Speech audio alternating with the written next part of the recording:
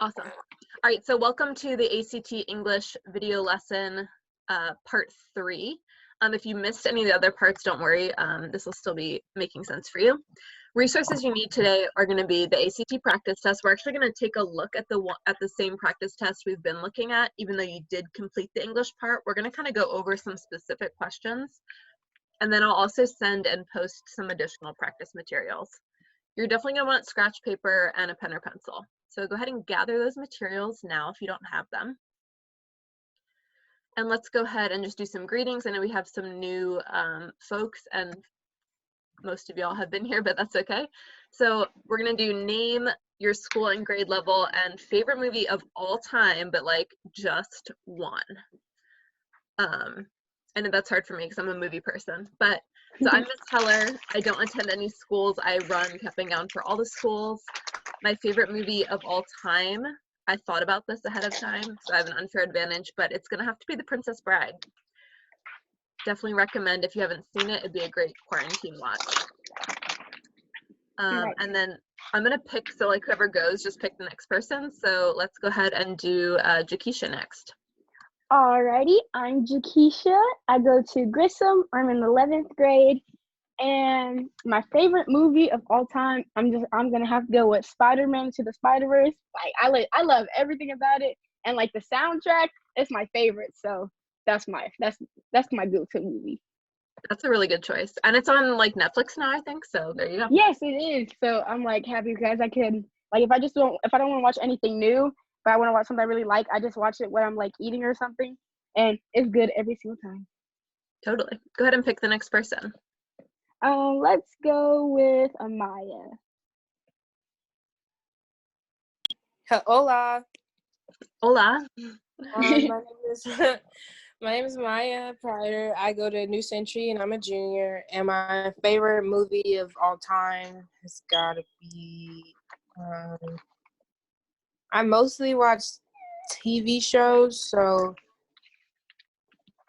I'm gonna just go with The Princess and the Frog. Another great good choice. Who's next, Maya? Mackenzie.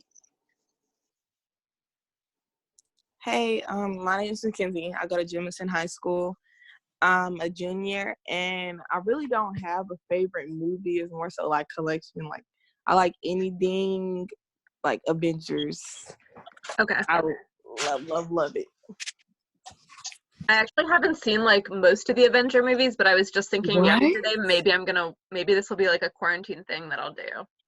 Yes, Yeah, you should watch. Make sure you watch it in order, and it's kind of better if you do like the solo movies, like about each person, like Iron Man or like I'll text you, or like I'll actually just text you and you tell me which ones to go in order. Okay, I got you. Could you post that like in the group chat? Because I kind of watched like Infinity Wars without watching anything else. No. So I was kind of confused. Yeah, drop your recommendation in the chat so we have that. And then Christian, go ahead and introduce yourself while she's advising us. My name's Christian. I go to Lee. I'm in 11th grade. And I guess my favorite movie would probably be Jurassic Park. Oh, yeah. Wait, which one? The first one. The first one? Nice. Classic. Cool. Well, we're going to jump right in. I've got the regular kind of announcements we've been doing. So if you haven't yet applied for STEM Summer Institute, which actually I think everyone in this chat has, am I correct there? I know I'm not sure about anyone else. I don't think I have yet. I was going to say you haven't, but we have talked about it. But just for anyone watching, 2020 STEM Summer Institute, it's fully free. It's a 2-week ACT prep program. It will likely be virtual for the first week and hopefully in person for the second. If we do it virtually, just so you guys have a heads up, we'll do like shorter class time. So you're not going to be on the computer all day for a whole week. Don't worry about that. We're going to rework it so that it makes sense for whichever format we do it. But I will drop the link here at the end just in case you need it. We still will do June 1st to 6th and July 6th through 11th. plus you'll have work in between. And that is open to all 9th through 12th graders, like rising 9th. So if you have any like friends or siblings or cousins who are in 8th grade going into 9th or 9th all the way through 12th, please do recommend them to apply. We'd love to have them. Okay. Cool.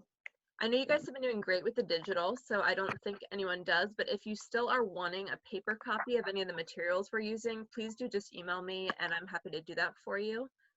If you're in need of grabbing those meals from the school, that info is here. So they will have meals they're giving out Monday, Wednesday, and Friday. Those are free for any young person 18 of age and under. They're dropping food off at Lee, Lakewood, Chaffee, Ridgecrest, McDonald, and Morris. And then any student who attends all 8 or does the work. So I know Jakisha and I were chatting at the beginning. If you didn't attend a session, but you want to do the work, I'll happily give you credit for that. Sorry, something popped up. It's okay.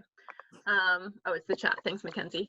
I'll give you credit for it, and you'll get a free ACT fee waiver once we're done. This is session 6, so you only have 2 more to go, which is cool. Maybe this is session 7? Ugh, I don't know. It's okay.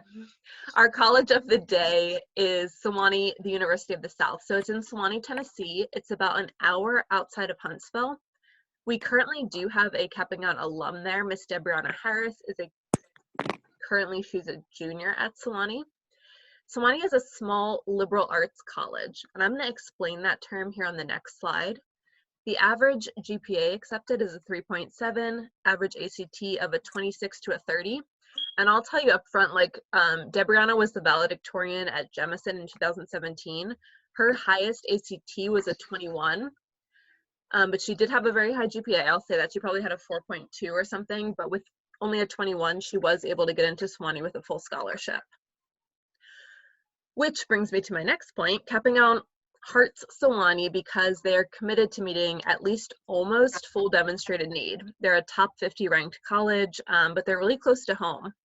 So you have that best of both worlds. Like if Deb needs to come home, or if you were to go there and you need to come home, it's really easy. You can drive an hour and you're home. It's really pretty up there. And if you get good grades, you get to wear a Harry Potter robe. That's sort of a tradition they have there. So we kind of love that because it's nerdy and cool.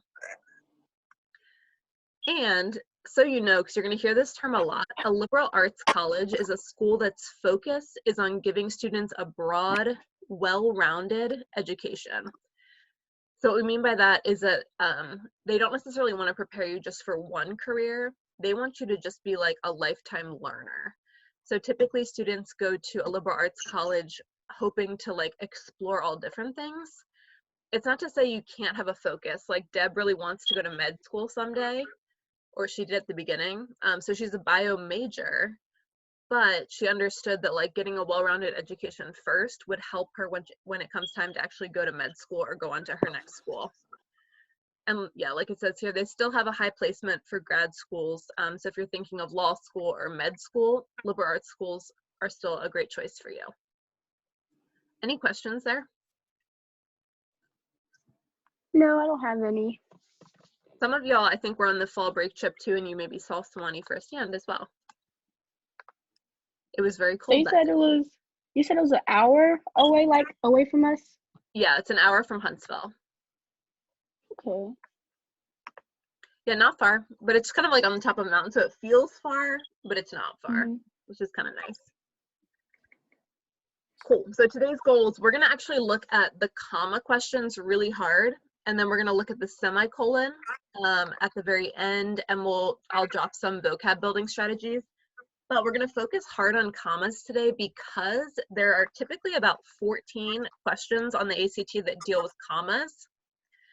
And that's like one of the few subjects that has a bulk of questions. So like semicolon, a lot of students want to know about, which is great, but there's usually only one semicolon question, whereas with commas, there's like 14. So that's a skill that you can build, and that will really help because getting 14 more questions right could be a huge difference when it comes to your score.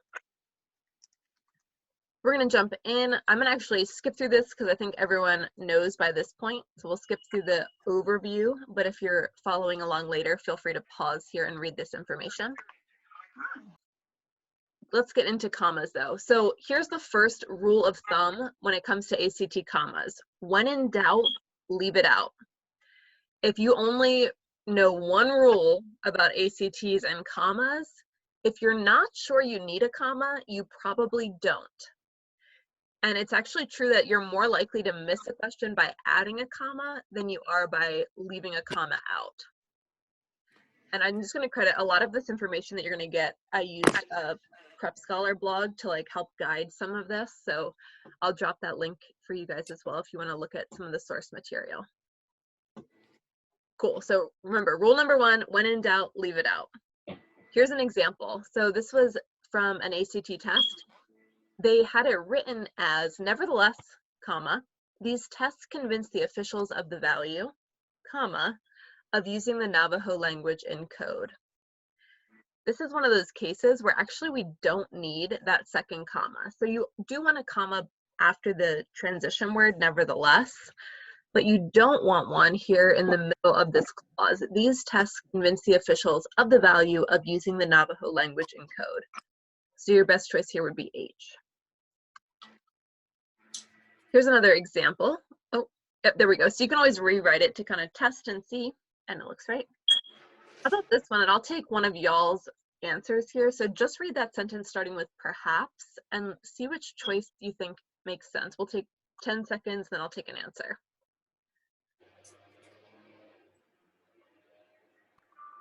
Do you want us to answer now or just wait a couple minutes? No, if you're ready, go for it. I think it would be D, just because I don't think the sentence is, it doesn't have like a transition word, so I don't think the comma is necessary, and it's not listing anything, so I don't think it's necessary specifically for perhaps or after letters. Yeah, I think you're totally right. Let's take a look at how the sentence would be written. Perhaps this legacy of letters explains what she meant when she said that her friends were her estate. Yep, sounds right. We don't need any pause. We don't need any type of punctuation there. So D would be the correct answer. Awesome. Here are the four. So there's actually lots of rules about commas, but the 4 ways that the ACT really tests you on are, number 1, modifying phrases and clauses. We'll spend the most time there. Number 2, introductory phrases and clauses. Like Jakisha said, in this case, they're trying to trick you by making you think perhaps is an introductory clause. In the one before, nevertheless was an introductory clause. That is a way to do it, just not when they're trying to be tricky. The third way would be with a connecting 2 independent clauses with a conjunction, and then separating items in a list. 3 and 4 we're not going to spend a lot of time on because I know you guys are familiar with those, but we'll spend, like I said, the most time on number 1 and a little on number 2. So here we go. Let's jump right in. The first Miss Heller? Oh, yeah, go for it. Could you go right back to the slide before this? This one? The next one, where the says 4 reasons for a comma. Oh, yeah. Go for it. And you guys might want to use your scratch paper here. Like I said, I'm going to go through some info. This will be a little different than what we did last English class. So if you have your scratch paper ready and you're taking notes, just let me know where you want me to pause or slow down. Okay, thank you. I got that one. Is everyone else good with that? All right, I got mine. Thank you. Okay. So the first kind of rule that we're going to go by is that any part of a sentence that can be removed without changing the sentence's fundamental meaning should be bracketed by commas, meaning there should be a comma before and a comma after. Or if it starts the sentence, that's kind of like an automatic bracket, the period before it and then the next comma. Or if it ends the sentence, it could be a comma and then a phrase and then a period. But there's 3 types. So relative clauses, appositive phrases, and interjections. Those are the kind of the 3 within this we're going to go. And I know some of you, like Mackenzie, has flagged this for us before, because I know she's learned this before, that any part of a sentence, you could remove it, the sentence would be okay. We surround by commas. Everybody okay? Cool. Relative clauses, the key is you have to understand the point of the sentence. So if you're not, okay. So if you don't understand the point of the sentence or you're not reading the sentence, this is going to make it really hard. So for example, we have a sentence here. The senior who loved school was sad that her year was cut short. The point of this sentence, oh, go ahead. Oh no, I was just agreeing. Like I was trying to see how the sentence was structured and like what you were saying. Like must understand the point of the sentence. Yeah. So the whole point of this sentence is that she's sad. So like the senior was sad is how we would make this like the most simple of sentences.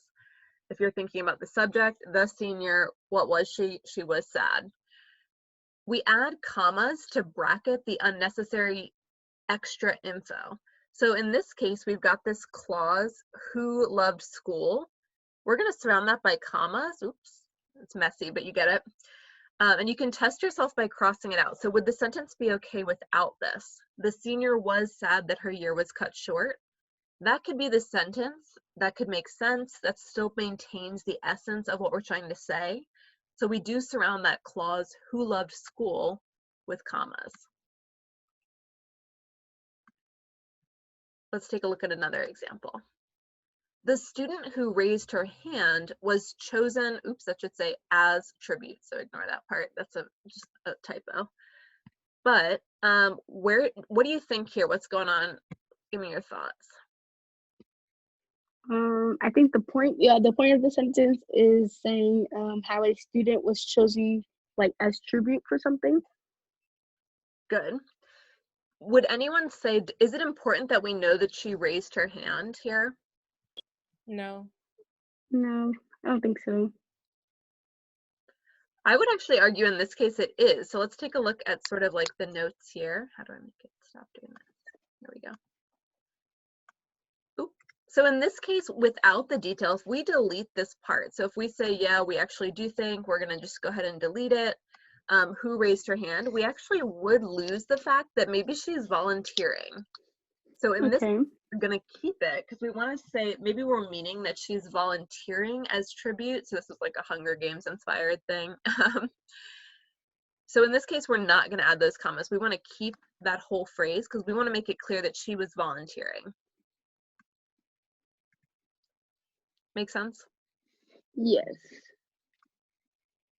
This is again from Prep Scholar. So these are restrictive clauses are necessary to keep the meaning. So for another example, people who dislike kale won't enjoy green smoothies.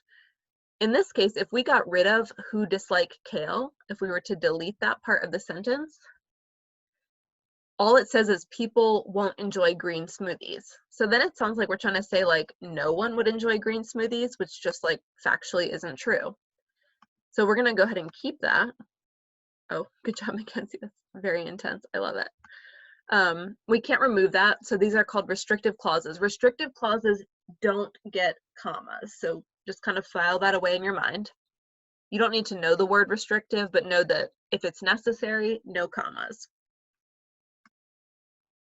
Non-restrictive are clauses that do provide extra information that is not necessary. Non-necessary, non-restrictive. So my sister, who dislikes kale, doesn't enjoy green smoothies. In this case, the point is that my sister doesn't like green smoothies. So we could get rid of that part that she dislikes kale, and we would still maintain our meaning. Cool. Here's a little hint. Clauses that start with which are always non-restrictive. Clauses that start with that are always restrictive. So here's a little quick quiz. If you see the word which in a sentence on the ACT, are you going to have a comma or nah? No. No. Non-restrictive. No commas. Remember we said wait, no restrictor, you need a comma. You need a comma. Yes. Non-restrictive, not important information, so we are going to need the comma. Non-essential, non-restrictive. Okay. Restrictive, no commas, because that's information you want to keep forever and ever. You're not going to get rid of for any reason. Sorry that this is going crazy. Here we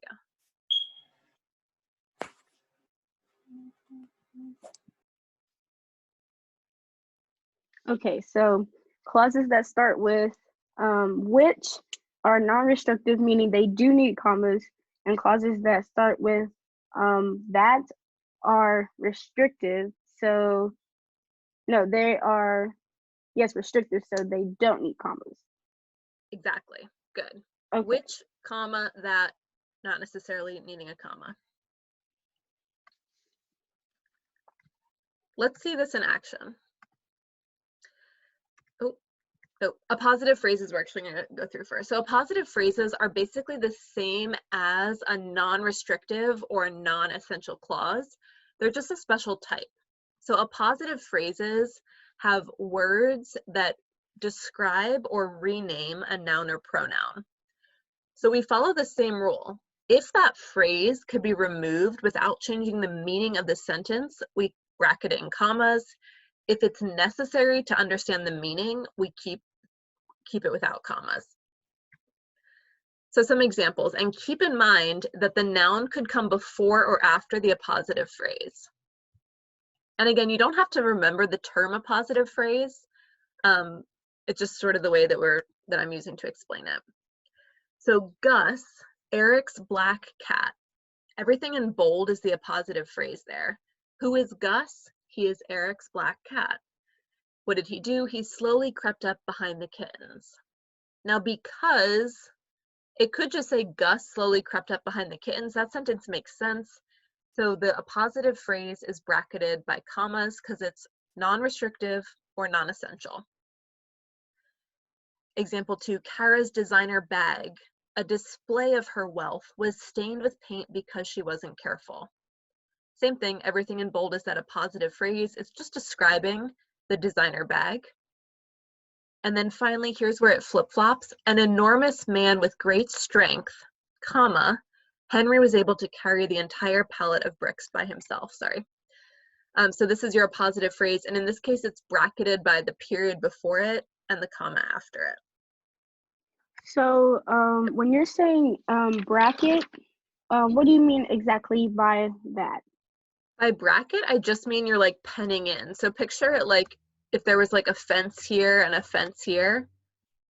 It's kind of like containing, bracketing or containing that phrase. So you can kind of picture like, this is what brackets technically are, but in this case, we're just using commas to kind of set it off. Okay, so you could remove an enormous man with great strength. You could remove that and you would still have the point of the sentence. Yep, Henry was able to carry the entire pallet of bricks by himself. We wouldn't know necessarily how big Henry was, but we would understand still that he was strong because he was able to carry the entire pallet of bricks by himself, right? Yeah, right. Cool. Hey, Cody, welcome. Whenever you can, we're glad to have you. I hope you can hear us.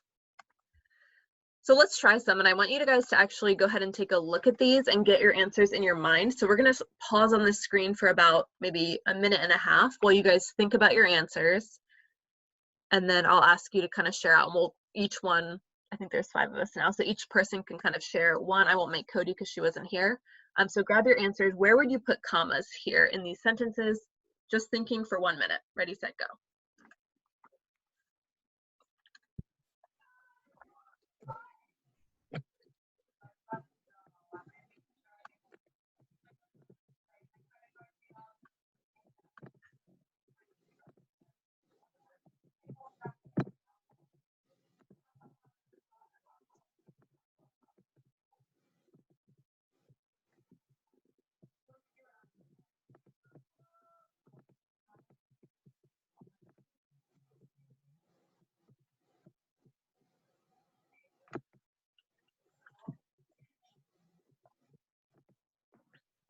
Take about 10 more seconds.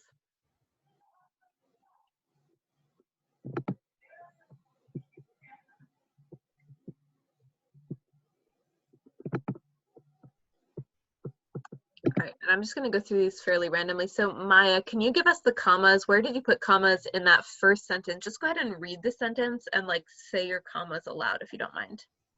Okay, so San Diego, comma, a beautiful city in Southern Carolina, California, comma, is a popular place to visit.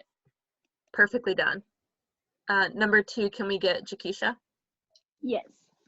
A man with a man with a generous heart, comma, Mr. Baldwin donated the money for the new library.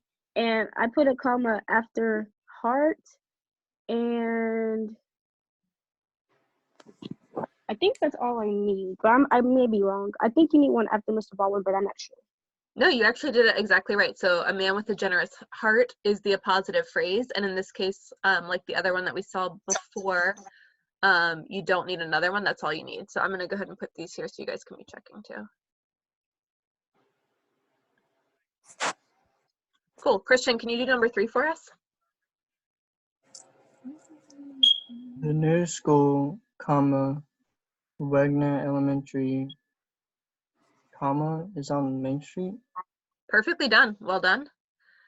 Mackenzie, number 4. Okay, I said a huge dog with big paws, comma, bear, comma, was always tracking mud into the house. But I'm not sure if it's supposed to be one after bear, but it kind of was weird stopping like that. In this case, it's up to you. I would probably leave it like this. So basically think about, like, would you rather remove this? Bear was always tracking mud into the house. Or would you rather remove bear? A huge dog with big paws was always tracking mud into the house. We don't really know what this is trying to tell us in this sentence because it's just a sentence removed from everything. But in this case, I would probably keep it like a huge dog with big paws, comma, and Okay. let this be the appositive phrase. Okay.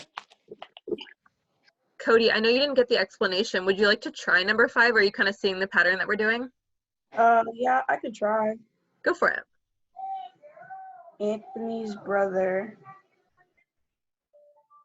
John, comma, knows how to play the trombone. You got one of the commas correct. Can someone help out as far as where else would you add a comma?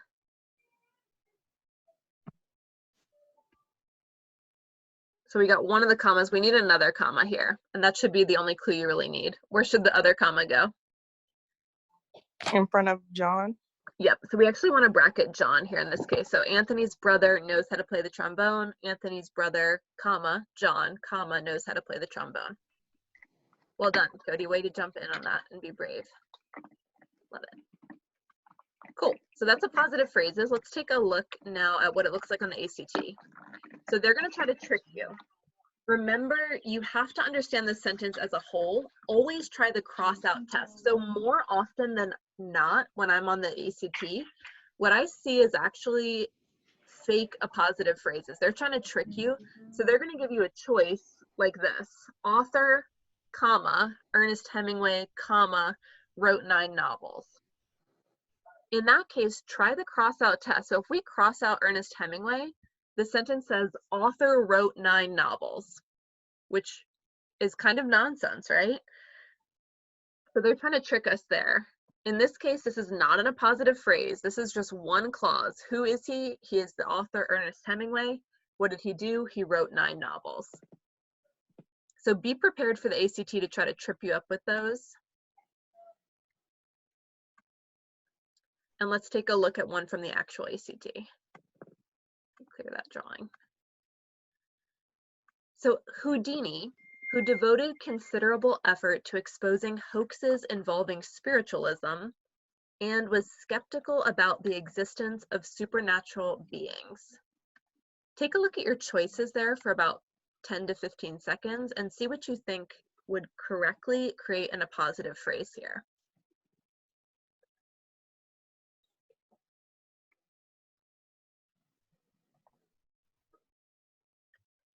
Any answers in mind? I had H in mind. Houdini, who devoted considerable effort to exposing hoaxes involving spiritualism.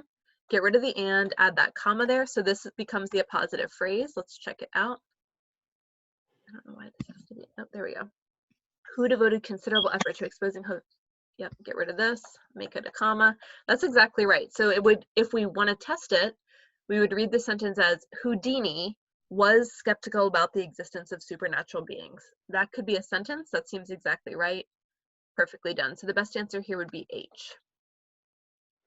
So in this case, the ACT is not tricking you, it's just trying to have you create that appositive phrase. Here is the third way commas work when it comes to modifying clauses. They're called interjections. These are words or short phrases that disrupt the normal flow of a sentence. You'll see this often when we talk. So a lot of times when people talk, they kind of insert these interjections like, of course, or however. However is actually a transition word, but sometimes they move it into the middle of a sentence and it becomes an interjection. So here's version 1 of a sentence. However, my sister refused to help me move the couch. You could also say though, my sister, comma, however, comma, refused to help me move the couch. Either way, however, is bracketed by commas because you could remove it and the sentence would stay the same.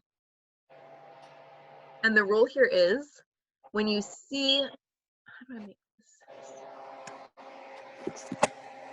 The rule is that when you see that sentence, when you see a transition word interrupting a clause, set it off with commas. So just remember that whenever you see those little jumpy words like however or of course, it should either be surrounded by commas or surrounded by a period and a comma, or a comma and a period. Any questions on any of those 3 things that we talked about? So we did restrictive versus non-restrictive, appositive, and interjections. Can we go back to the one about Houdini for a second? Yeah. Okay.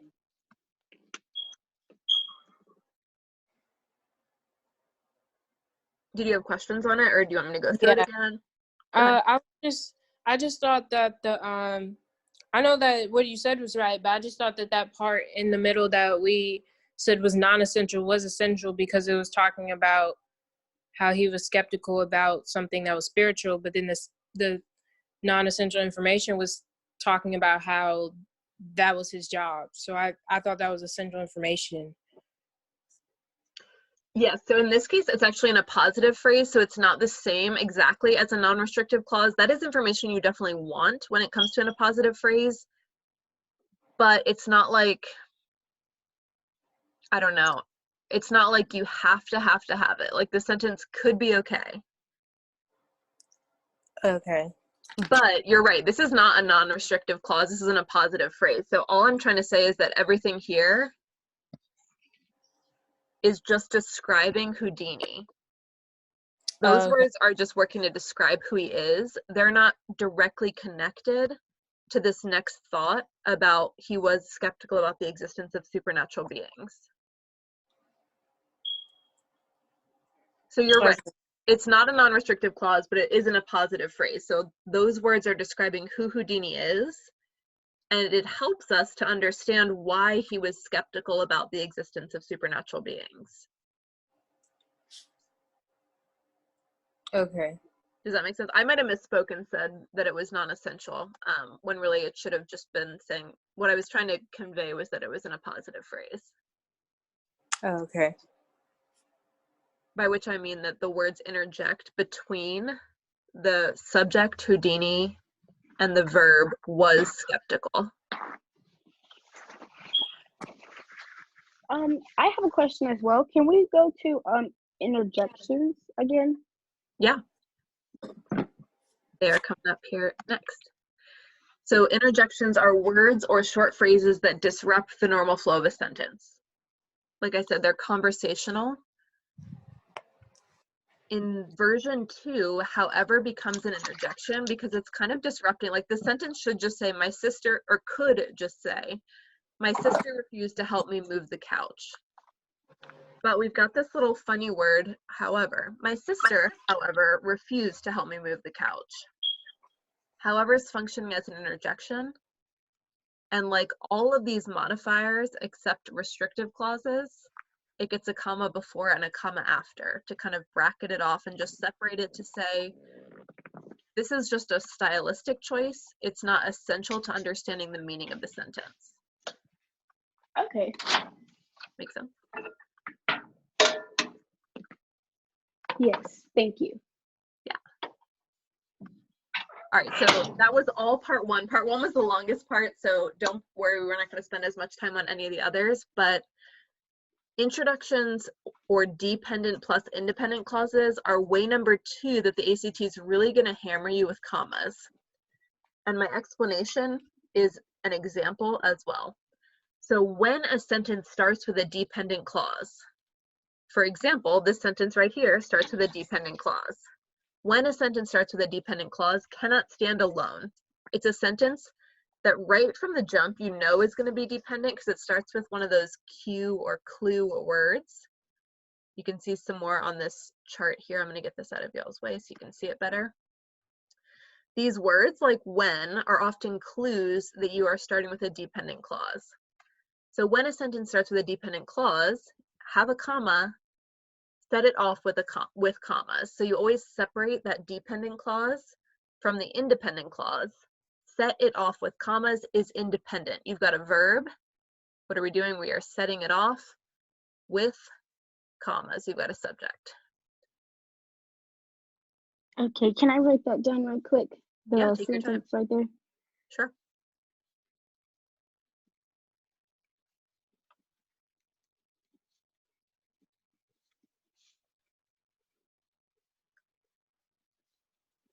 Okay, I got it. Sounds good. Oh, here we go. Sometimes these can also be transition words. Oh, yep, they can be transition words like however or similarly. They're going to get set off with the commas. Here's an example.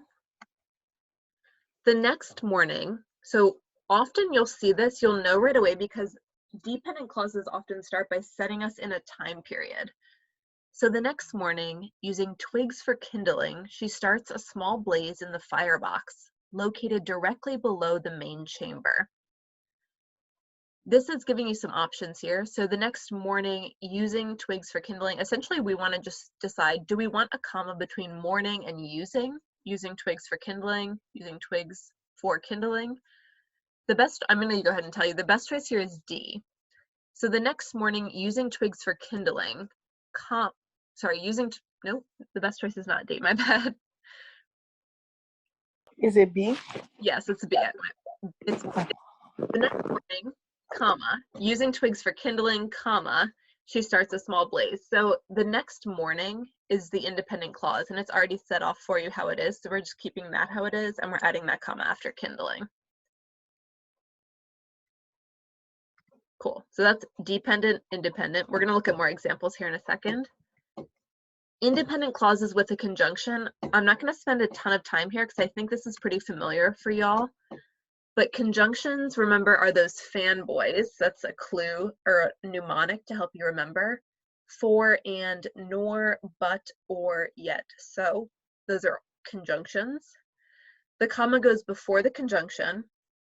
And the only ways to connect two independent clauses, so you can always use a period, of course. So that's going to make independent clause 1, independent clause 2 into 2 sentences. You can use a semicolon. So independent clause, semicolon, independent clause. That's for when sentences are so closely related that a period's almost like too harsh. We want just like a soft split.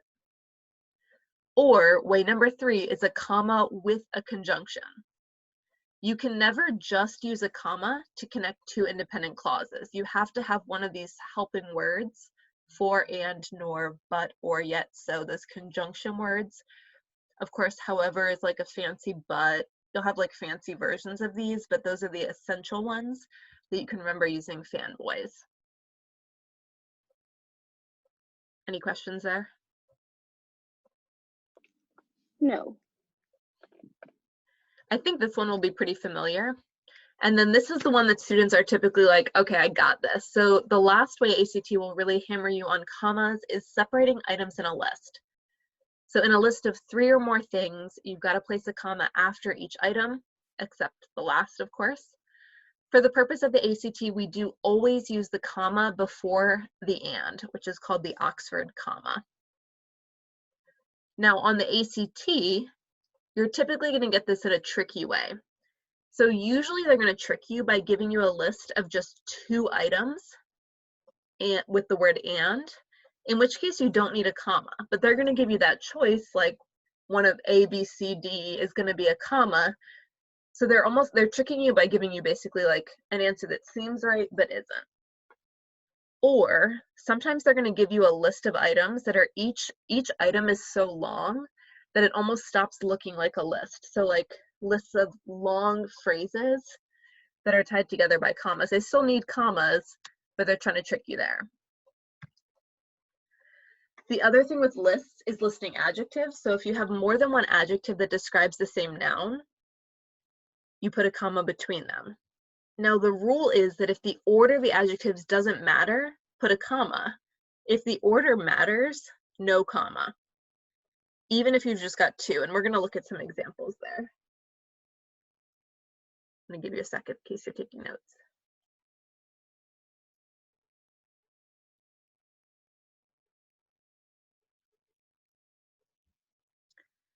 So when do you not use a comma between a subject and its verb? Never interrupt that complete thought, that simple sentence, subject verb, never gets interrupted by punctuation. You always have to have the subject and its verb together, uninterrupted. Don't put a comma before or after a preposition. The way that I remember preposition is actually kind of a funny thing, but I've never forgotten what a preposition is because of this kind of memory trick. Preposition to me looks like the word propose, like to give someone a proposal. So I always picture when someone makes a proposal, they get down on one knee. Prepositions describe a location or like where or what it's happening, like on, in, from, to. So I don't know if that will help anyone or if that's just like how my weird brain does it, but preposition describes a position is how I remember that. Like when you propose, you're in a specific position, you're on one knee. And we also, and sometimes, okay, so for that second rule, it's not always going to be right in your writing, but for the ACT purpose, just remember that as a rule. Don't put a comma before or after a preposition. And then also don't use a comma around an emphatic pronoun. So you'll see this is kind of old-fashioned type of writing, but like I myself, or he himself, or the book itself. Never put commas. ACT will try to trick you by putting like I, comma, myself, comma. It looks fancy, but that's one of those ones where like you're going to be better off just leaving it off and be right in that case more often than you will if you add commas. Whew, all right, you guys made it through kind of like the heavy lecture or notes part. That's awesome, great job. We're actually going to take a look at some examples now. And I'd love to have you pull up, I'm about to send you the link in the chat. We're going to look at that same test we did last week. So for those of you who were in my class last time, you actually already did this passage, but we're just going to look at 7 of the questions and see how this actually plays out. Is it chat box? I think I have to, sorry. Oh, Miss Helen? Yeah, go for it. For independent clauses, just to be sure, you said, I know the slide said, so the comma goes before the conjunction?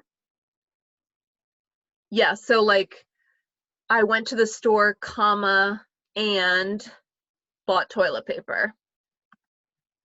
Okay, and when would you not put that comma before and? So would you always put it, or? Before and in a list or in like in the same sentence, like I went to the store and bought toilet paper. When would you not put a comma before and?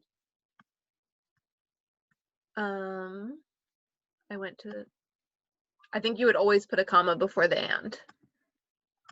Okay, so if you had or, so if you had a sentence with or, would you still put, you would still put the comma before or, right? Since it's a conjunction. It's not to say that like every time you see the word or you put a comma. So you might not have, like if you said, I'm either going to go to the store or to the movies, no comma. Okay. Because it's all one clause. You're saying like, I'm either going to do one thing or the other. But if you're connecting two independent clauses, so if you have a sentence that could stand alone over here, so like, she wants to go to the store, it's a complete sentence. She wants to go to the store. comma, or maybe she won't be in the mood. You got that second independent clause, so the comma or can connect them. Okay, that makes sense. I think that's what I missed before, like on a couple tests about I went to the store and then comma and bought toilet paper. I usually left the comma out, but okay, I see that now. Yep, so in that case you need it because you've got the independent clause. I did something, I went to the store, complete thought, comma, and I bought toilet paper. Again, independent clause, I bought toilet paper. Okay, that's a good way to remember it. Thank you. See if y'all can copy and paste that link I just sent.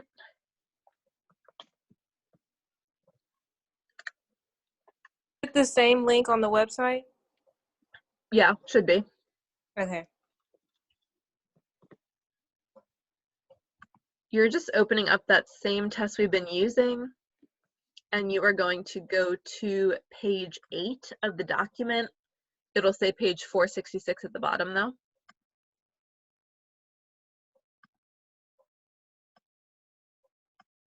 Let me give folks a second. Is everybody on the document?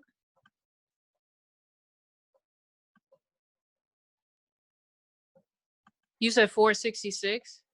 466 is like the number it'll say on the document, yeah. And then page 8 is like the actual page number. The one on the website only has math and science then, because it starts at 470.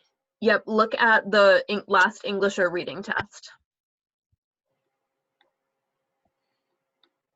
Sorry, I meant to say like the last reading or English lesson. It'll be linked under. Okay.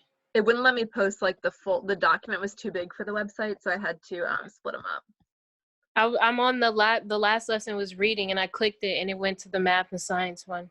Ooh, okay, good for me to know that actually maybe I like just messed up and posted the wrong link. Mm-hmm. Okay, so what we're trying to do, maybe go back to the last English one. Or if the link that I sent you, does that work at all?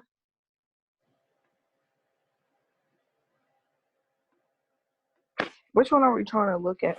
We're trying to look at passage 4 of the English test, Nancy Drew in the 21st century. Okay. Okay. The link works for me. For session 3, it has the English and reading. Okay, yeah, see if that one works. Sorry about that. The link works for me. I just put it in Chrome instead of like if you have an iPhone. Like I didn't put it in Safari. I put it into Chrome, and it loaded just fine. Okay, cool. Yeah, or Android because like Chrome is compatible with both. So I just always use Chrome for the links because it automatically loads up to the drive. Okay, cool. Does anyone still need time to get to where I'm at on my screen here? I have it. Okay, we'll go with it now. So for Christian and Cody, you're the only two that I know maybe didn't get to do this part yet. So this will be a little bit new, but we're actually only going to answer questions 48, 50, 52, 53, 54, 58, and 59. And I'm going to leave the screen up so you'll have it here. So it's 7 total questions, which should be 3.5 minutes, but I'm going to give you 4 minutes in case you need to answer surrounding questions. But my kind of clue for you is that all of these questions, except 59, have something to do with commas, or they're ones that are trying to trick you and tell you to put a comma even though you don't need one. Make sense? On Go the ahead, website for me, like it says like the access is denied. Okay, let me try one more time. I thought I had it opened up so anyone could view, but let me make sure. Anyone with the link can view. Are you using the link that I'm sending in the chat? Yeah. Does it give you a thing that says like request access? Yeah.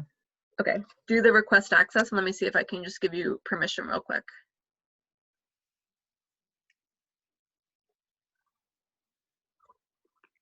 I got you, here we go.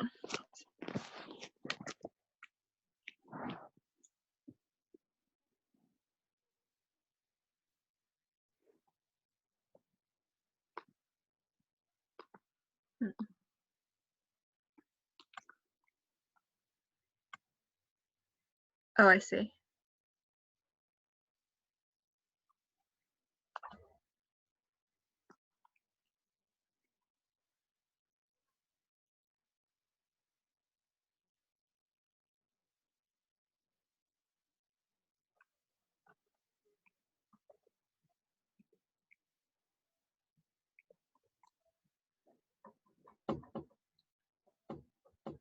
It's saying it's because you're on your school email. I'm going to go ahead and just share you the other link to it and see if that works.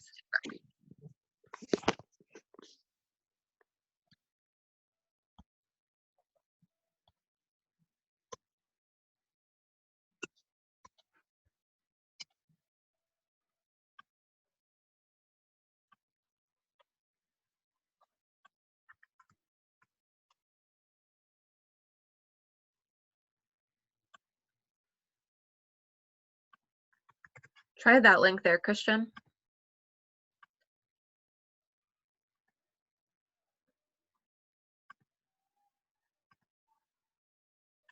And I'm going to go ahead and start the timer. So if you haven't already started, we're going to take 4 minutes to answer those questions. Nope. The question numbers are going to be here on the screen. Ready, set, go.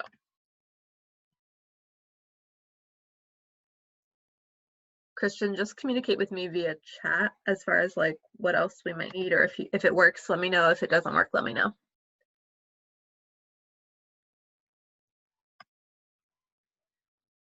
Okay, cool.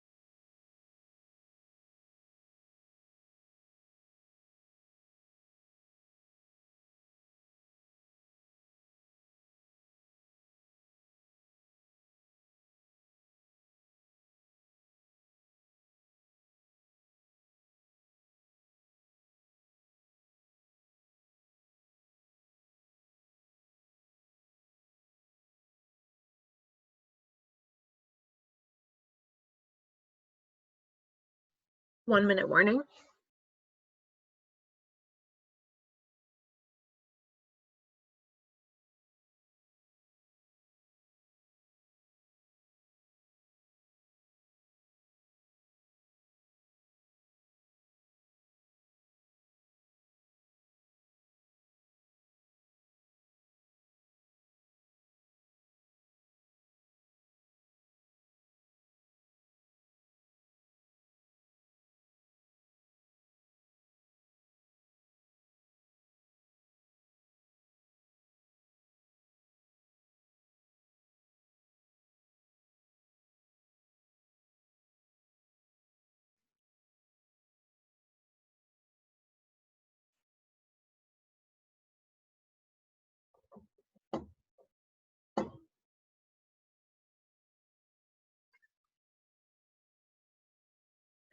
All right, that is time. Does anyone need another couple seconds? Okay. I'm going to go through the answers and just kind of like which comma rule applies. So for question 48 is one of those ones that's trying to trick you. There's no comma needed there. They're trying to trick you because they've got those two adjectives, dusty back rooms. But in this case, you don't need a comma there because you can't flip-flop the order. So it wouldn't make sense to say the library's back dusty rooms. So if you can't flip-flop them, no comma. 48, the answer should be J. Question 50, the answer should be F. This is an appositive phrase. So everything between the commas is describing who Nancy Drew is. Nancy Drew, the teenaged heroine of hundreds of young adult mystery novels, is alive and well and still on the job. So you've got this added information that just tells us who Nancy Drew is in between the subject, Nancy Drew, and the verb clause, is alive and well. 52 should be G. You've got a dependent clause, then a comma, then an independent clause. So remember, the clue for dependent clauses, often they put us in a setting. So by the time is giving us the time and place. By the time, blah, blah, blah, comma, she had followed, blah, blah, blah. I don't remember what the full independent clause was. Here it is. By the time Liana went back to school, comma, she had followed Nancy Drew on a safari to solve, and then all the different books. Any questions on those first three? I don't have any. Okay, I'll take your silence for acquiescence and agreement. 53 is another one where no punctuation is needed here. So it's another one that's trying to throw you off. They give you all kinds of choices, a colon, a semicolon, a comma. 53, the answer should actually be A, no change. You don't need punctuation there. 54 is actually asking you about like a whole sentence structure, but I thought it was useful to include because the correct answer is H, which gives us a dependent plus an independent clause structure. So H says, with Nancy in the lead, comma, Liana had chased suspects from Arizona to Argentina, from Nairobi to New York. I also thought this was interesting because you've got that tricky fake list there, from Arizona to Argentina, comma, from Nairobi to New York. That's one of those ones where I'm saying, like, sometimes those lists are tricky. Skipping way ahead, 58 is actually a question about lists and commas, and the answer is F, no change. She was able to solve crimes, comma, win golf tournaments, comma, kick bad guys in the shins, comma, and impress her father's distinguished clients. So it is a list. They are longer list items, like you've got multiple different verb clauses all listed together, but the rule is still the same. And then finally 59, which was not a comma question, that was my clue ahead of time. 59, the answer is C. You want a semicolon here because you're separating two independent clauses. And they didn't give you a choice of a comma with a conjunction, which we know also could work. So it should say, they don't need to be reminded that girls can be successful. That's a complete thought. You could have a period there if you wanted. But in this case, we want a soft period, a semicolon. They know that, which is a simple sentence that could stand alone, but is better connected by a semicolon to the sentence before. Any questions on any of those? Okay. Let's take a look a little deeper into semicolons briefly here. So semicolons are used to separate two independent clauses. That is the only thing semicolons can be used for. The two other ways of separating independent clauses would be a period or a comma and a conjunction, such as comma and, or comma but, or comma or. We use the semicolon when the two independent clauses could almost be a period. Like it could easily be a period, but They're just so closely related that a semicolon is stylistically a better choice. And keep in mind that a clue that you can always keep in the back of your mind, if choice A is a semicolon and choice B is a period, neither A or B can be right because semicolons and periods can be used interchangeably. So they're never going to throw a choice at you where it's like, it should be a semicolon, not a period. That just is like nonsense. They won't do it. If you ever see that, like that's an easy gimme, just eliminate both answers. Any questions around semicolons?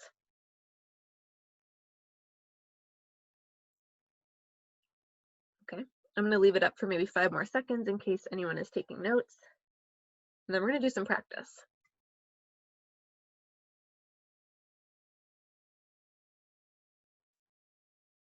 Cool. I'm actually gonna pause because we have some extra time here, I think. Oh, Mackenzie's coming back. You know what, I'm gonna go ahead and let you do the exit ticket, which will be practice. We'll just go over it during this time. Hey, Mackenzie, welcome back. Sorry, my thing locked me out. Oh, no, you're fine. Or you have all the materials and everything still, or do you need anything? Yes, ma'am, I do. Okay, I'm about to send via chat the exit ticket link. And we will go ahead and do it during this time, and then we'll actually be able to go over it briefly here at the end before I drop some more resources on y'all. So if you would go to the chat and just copy and paste that link.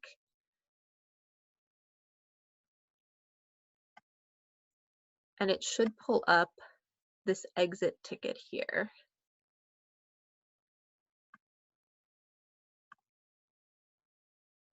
Let me know if you are not able to access it or if it's not working or anything like that.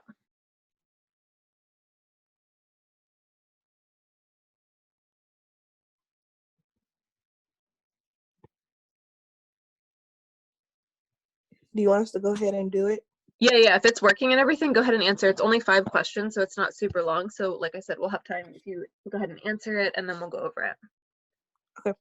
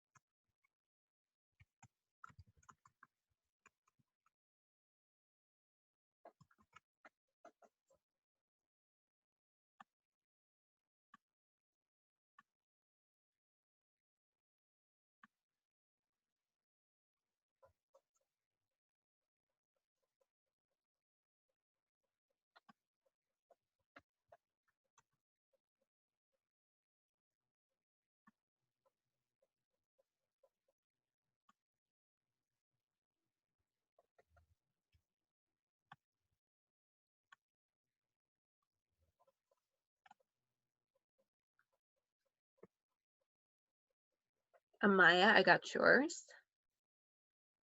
Nice job.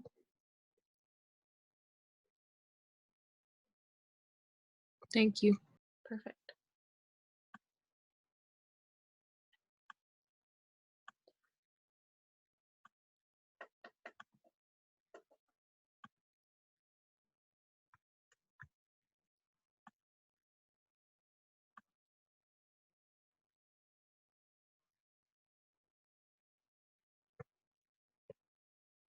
You've got yours, Mackenzie. Nicely done. I think you might have been checked out. You might have actually been kicked out on that one roll. We'll go back over that. Okay, perfect. Thanks. For those of you who are finishing, oh, actually, I think everyone's done. Hold on. I think mine messed up because I don't remember clicking some of those. Okay. It might have just been glitchy or something. I understand. Okay, because I was like, I know I did not get that wrong right there. It's okay. Is there like a way I can like redo it or?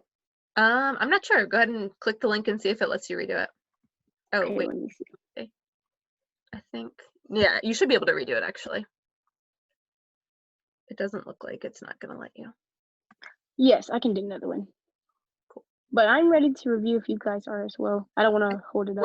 We're still waiting on Christian, so if it's up to if you want to go through it quick, if you want to wait. Yeah, I'll go through it right quick. Okay.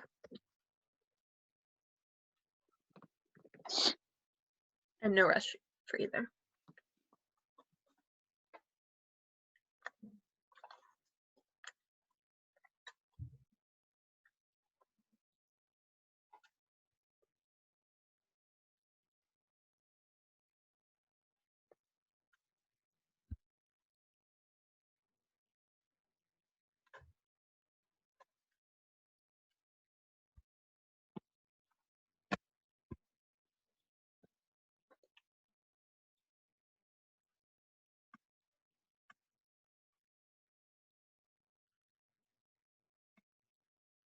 All right, so while Jakisha finishes up, I'm going to just kind of talk through. So the first one, the soft blue cloth slid through her fingers easily. This is a good example of how you could flip-flop those adjectives. So you've got a list of adjectives, soft blue. The sentence would make just as much sense if you said the blue soft cloth. In this case, it doesn't matter which order, so we are going to use a comma there. No change would be the best answer there. Get rid of this. Question 2, after hearing good things about it, I wanted to read Crime and Punishment, but the book itself turned out to be super boring. This was a quick rule we just kind of glanced over, but we never use a comma for ACT purposes before or after those pronouns for emphasis. So itself, no commas whatsoever around that. Talking to my friends, comma, on the phone, comma, is one of my favorite things to do. This was that other no comma ever rule around a prepositional phrase. So she's talking talking to her friends where? On the phone. It's a prepositional phrase. It's describing the position or where it's happening. So you don't want either of those commas there. Can't keep touching them. Question 4, I wasn't planning on going to the wedding, comma, however you've convinced me it's a good idea. In this case, we actually want to separate those two independent clauses with a period. That's the choice that it gives us, so we're going to take it. However, comma, because it's a transition word there, you've got that interjection of the word however. And then finally, we have a semicolon question. The amusement park has 4 roller coasters, semicolon. Maria was determined to ride them all. Great job. Any questions on that exit ticket? Okay. Well, we have a couple seconds left. I'm going to share some resources, and I have a quick request for you. This is the midpoint. We're actually a little bit past the midpoint, and I know some of you already got the link requesting that you do this. Let me make sure that none of you already did it without me knowing. I have a quick question. Yes, go for it. So for the on the exit ticket, I think it was the first one. So when you have like it was describing the cloth. So if you only have like 2 descriptions, it doesn't need to go after blue. Ask it one more time for me. When you're like describing something and it only has like 2 details about it, like the soft blue cloth slid through her fingers easily, we only need to put one comma after soft and not after blue. Yes, so you're just yes, you don't want to separate the adjectives or adjective from the noun. You're just separating the adjectives from each other. Okay, thank you. Mm-hmm. Cool. Well, I'm going to go ahead and share some resources, but I have this quick request. If you see, oh, no, I sent that just to Maya, my bad. I'm sending you one more link. While I'm sharing these resources, if you don't mind doing this quick survey, it's just helpful for us as far as like publishing our program so that more students can get access to it. If you copy and paste that link and just give those responses, that's, again, super helpful, not required, but strongly requested. And I am going to go ahead and close out by giving y'all some resources. So I know Cody and Christian and I had chatted about this yesterday. I think I'm sharing the wrong screen, sorry. Let's see, try that again. I have a question. Go for it, what's up? Is the link that you gave us just now the same as what we did yesterday? No, it shouldn't be. If it is, then I made a mistake. Does it look the same? A little bit. Okay, let me double check. Did I send y'all the STEM application by accident? Mine isn't the STEM application. It says midpoint student survey. Okay. Yeah, the Good. second link I got was the survey. Let me try again, Cody. I'll just send this one to you just to make sure. Sometimes it's a little buggy. Try that one. Okay, that one was it. How do I share this? Here we go.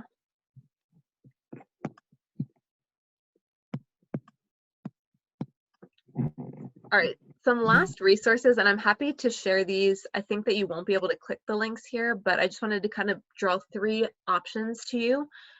So for students who know that on the English part, one thing that's maybe, oh, it's not sharing, there we go. Something that might be tripping students up sometimes. Oh my gosh, ugh, why is this not working?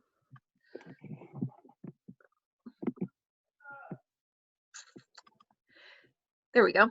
So one thing that holds students back sometimes on the ACT English and reading sometimes actually is vocab. So here are 3 resources that I really like that I'm happy to share with you guys as far as just building up vocab, which can be tricky in and of itself. But once you kind of use resources and create these type of flashcard strategies, that's a quick way to just build up. So for example, I took the GRE not too long ago. I mean, a few years ago, but it was my most recent test. And I used a flashcard deck of vocab words that I would just look at, like I had it on my phone when I was sitting in the car waiting, or if I'm waiting in line for food or something, I would just pull out my phone and just go through some flashcards quick. And I used that 3rd resource, which I think my screen share isn't working exactly, but the Quizlet resource, which I know some of you guys might use to study anyway. I think y'all are just doing the survey, which is awesome. But Hold on. yeah, take your time. This slideshow will be shared with you too, so you'll have all these resources as well. I have a question. Yeah, go for it. I think it's like the first official. No, hold on. For the one that says what has worked well with the virtual operation on 6 classes, what does like that mean? So this is your first virtual operation 36 class, so it's kind of an unfair question, but just thinking about maybe like what went well for you in this session, or like if you want to kind of like imagine how these went. I guess you did do the math with Miss Kelly, but basically just like what's going well or what's helpful about doing these kind of like online ACT prep classes.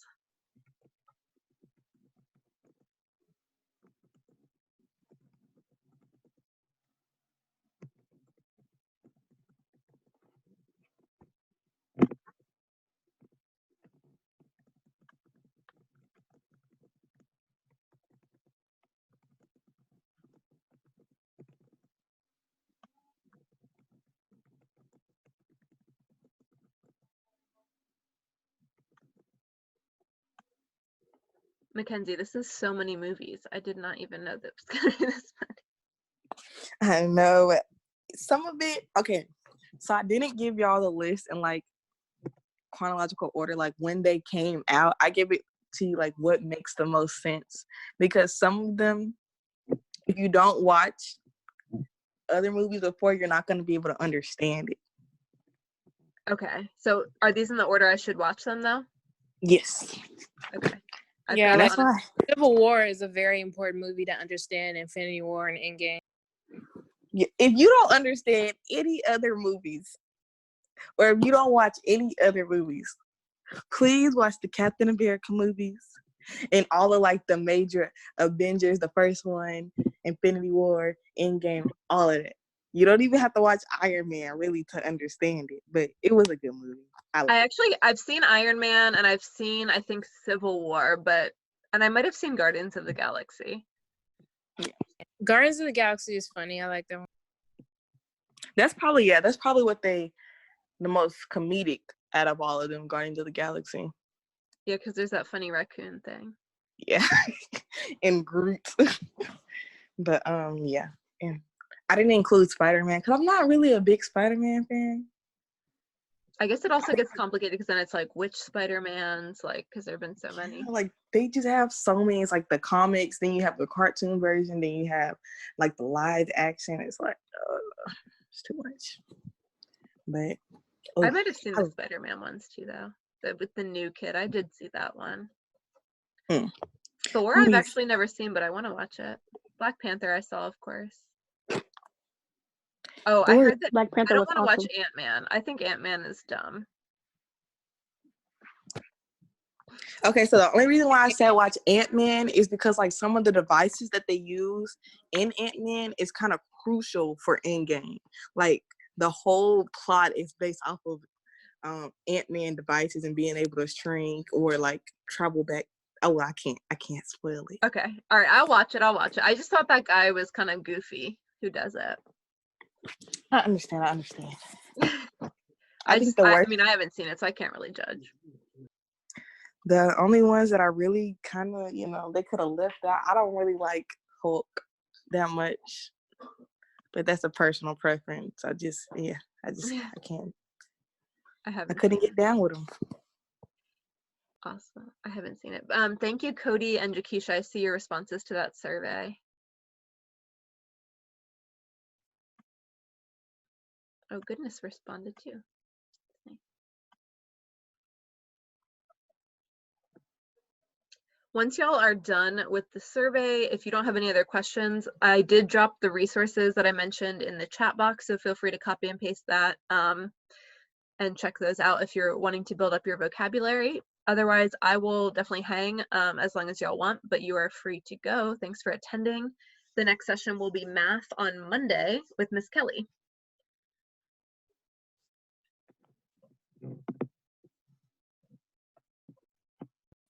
Will it be at the same time? At like 4:30 to 6? Monday is the later one, so Monday is 6:30 to 8. Wednesdays are 4:30 to 6. Okay, do you think in the future we'd be able to like move it to the same time as Wednesdays, or would those have to be Oh, you know what? Actually, I think I'm saying it wrong. I think on Monday Miss Kelly wanted to do it earlier too. I'll double check. I think that what you're saying is making me remember that she wanted to start at 4 actually on Monday, but I'll double check for you. Okay, thank you. But also keep in mind if like you ever miss it, you can always go back and do it on those videos too. Okay. I'm pretty sure she's going to do it at 4 on Monday. I'll say that. She likes to do it earlier too. All right, thank you.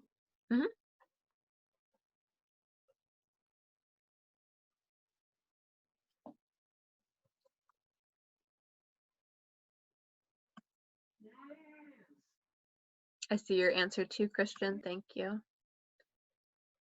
Thanks for at least just like trying to respond, Christian and Cody. I know this is newer for you guys.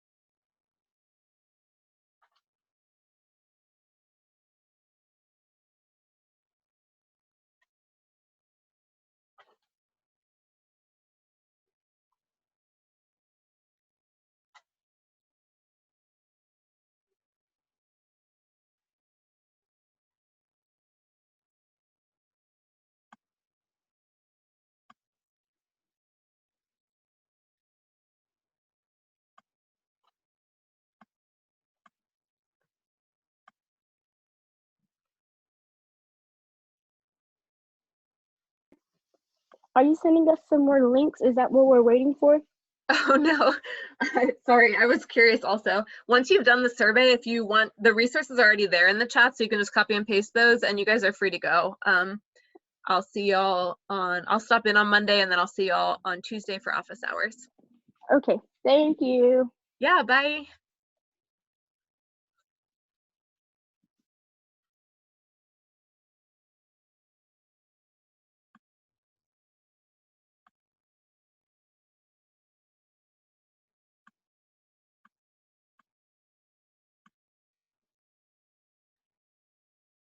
And Mackenzie and Maya, I know y'all are, well, are y'all, Maya, did you finish the survey? No, y'all are finishing. Take your time on that. I'm gonna end the meeting though.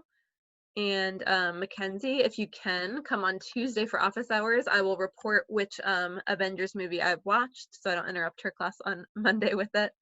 But I'll talk to y'all Monday and Tuesday. Okay. Text, email, let me know what I can do to help in the meantime, but I'll see y'all later. Bye. Bye.